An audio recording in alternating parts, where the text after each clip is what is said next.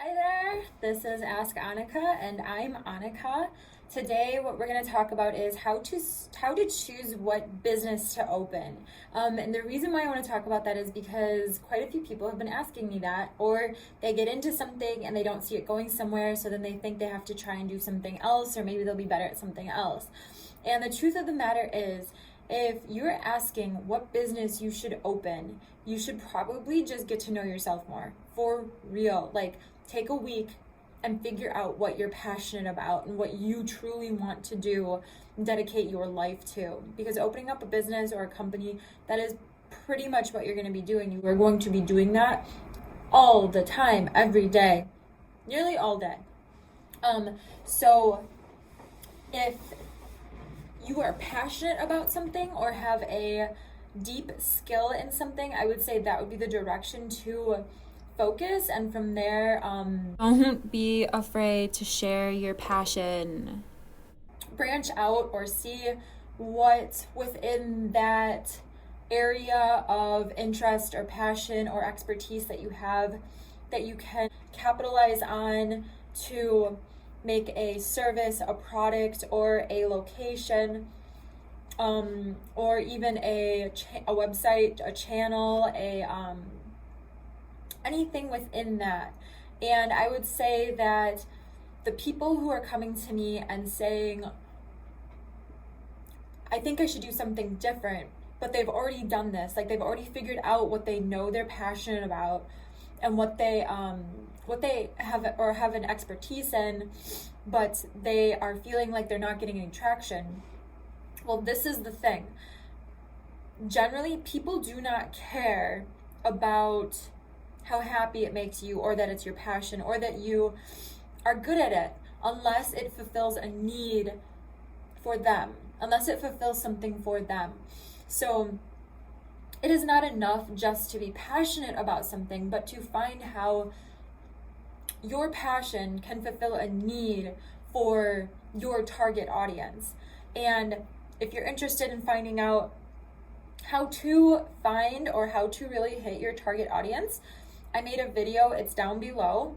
Check it out. It's good. It's got really helpful tips in there. So if you are struggling with gaining traction or getting momentum, watch that video, because it really will guide you into how to gain traction in your target audience.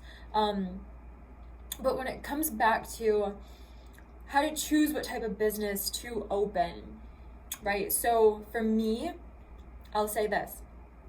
I don't even know like how to say how many companies I have, because they're in so many different forms, right? So I have books on Amazon, which that was during a time when I was very passionate about these new ways of thinking that I learned and how they helped me dramatically to make an improvement for my life. And I wanted some way to capture that and share that with other people who were seeking the same changes that I was seeking in a condensed form of how I did it. And just direct, straight knowledge. And that was the purpose for that, and it turned out to be a source of an income. I had a physical meditation studio in Milwaukee. However, I did not do that for profit. Did it make profit? Kind of, a little, but I didn't do it for profit. I did it because I thoroughly believe in meditation and meditating, and I wanted a place to have a group of people to feed that energy. My bamboo company right now is online, primarily online. It is in a few stores locally here in Green Bay, Wisconsin. However, the long-term vision I have for that is to be a manufacturer for bamboo products. My other company is a service. So locally, I have all the photography equipment. I have the studio. I do photo shoots for engagements. I do photo shoots for anniversaries. I've done weddings. I've done professional photo shoots. And ultimately, I love photography. I love interacting with people. I love meeting people. I love getting images. And normally, I'd say every time I've done any job with photography, I go above and beyond what's asked, because I truly love it. Along with my bamboo, I truly love it. I just sent out orders this morning, and I'm writing personal letters to people because I view everything I do as an exchange of energy, and I truly am in love with the things I've engaged with because I've grown them on passions and my core beliefs. So I'm just sharing how I came to doing what I do and in what ways. For online, I find that with Bamboo, a fun way to keep it going without really like putting much time into it is having a website and having an Etsy account. If I just did those alone, I would still have 2 or 3 sales a week with Bamboo.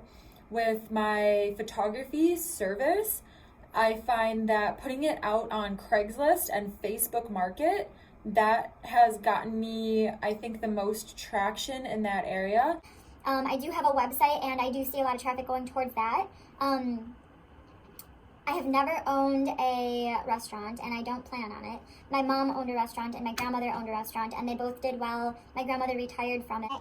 However, I think maybe just from seeing it, I would never want to own a restaurant because there are just so many moving parts and pieces, and it's not something I'm passionate about. I'm not passionate about cooking. I'm not passionate about cleaning up after people. I'm not passionate about any of that. So there's that. My what else do I have?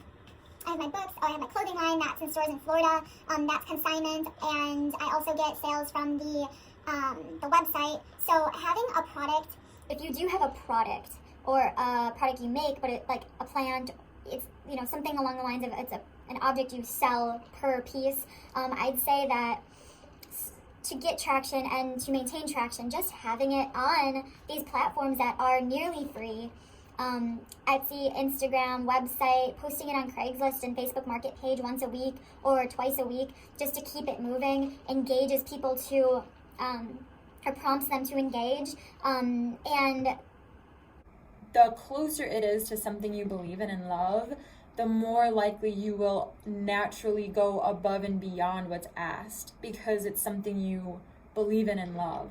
So getting back to the idea of what business to choose, when it comes down to the product, service, or type of business, like business focus that you choose, I believe, and I've seen that it should be something that you are either an expert in or extremely passionate about, purely because people do value expertise. And if it is something you're passionate about, I say that too, because some people might say, well, if you're not an expert in your passion, why would someone want to come to you? I say open a business in your passion, because your passion, generally speaking, I believe, and from what I've seen, is something that is hard to die. So what I mean by that is, if you're 30, if you're 40, if you're 20, if you're 15, whatever your age is, whatever you truly have a passionate about, that will more than likely grow and evolve with you as you grow and evolve. So opening a business in that, to me, means it will most likely stick it out through the hard times. Like, for me, the things that I was truly passionate about, like art is a big passion of mine, painting, and I didn't even mention that as something that I own or as a stream of income, but it is. I love painting, right? Like, I love losing my mind and painting abstract. So my paintings are in galleries in Florida, in galleries in Chicago, and in galleries in Milwaukee. And I've done custom work. I have 2 people right now that I'm doing custom work for, and it's in local shops in Green Bay here. And with that, I turn over maybe 3 pieces a month. Now they're on a different type of a price range than Bamboo. However, I don't even think of that as a thing of an income or a job, because that's something that I've literally just always done. And one day a woman contacted me. She saw my stuff on Instagram and asked if she could be my art rep, and that's how that started. But painting has always been something that I have always done anyway, along with gardening, along with writing, and along with photography, along with making videos on how-tos or coaching people and how to level up or make that change in their life. If you don't know what you're passionate about, or you're someone that is saying, I don't think I have a passion, well, there are a lot of people who say that, and a lot of people who haven't just taken the time to sit with themselves. And sometimes that can be hard, because if we're so used to not looking at ourselves for who we are, it takes a level of self-acceptance to do that. And once you do that, and you get to the point of being comfortable with that, and you start to look at what you truly are passionate about doing, whether that's drawing clouds, whether that's making calendars, whether that's helping children who don't have parents, whether that's making candles, whatever it is. There are other people who appreciate that exact thing and will appreciate that you have a passion of that and share it. So that's what I would advise. I would advise that once you figure out your passion, then what type of actual business platform you should go into. I would say, personally, there's no need to overthink it. There's no need to spend thousands of dollars. I have a video down below. It's about startup cost, and it's not what you think. I started up a company in Florida for t-shirts for like, I think it was like $20-some when I started it. I got like 3 shirts with what I wanted on them, and I had people just try them for, like, I had 2 of my friends and me try them. They told me what they thought about them, and then I made some adjustments. I asked people what they thought about it. I made some adjustments, and I had them made, and I made profit off of it. It wasn't for my line of clothing. It was for an event that I was holding to help clean up the beaches. And I wanted to see if I could make profit off of the t-shirts being sold while still standing for a cause, and then be able to give back even more into the cause. That was the purpose of that. But theoretically, the cost of starting something up to get it moving is not as much as people believe. And I would say just start with that and make an Instagram, make a Facebook page, put it on Craigslist before you even have the manufactured bulk of it. Because once you have the sample bulk, you can always order another sample bulk.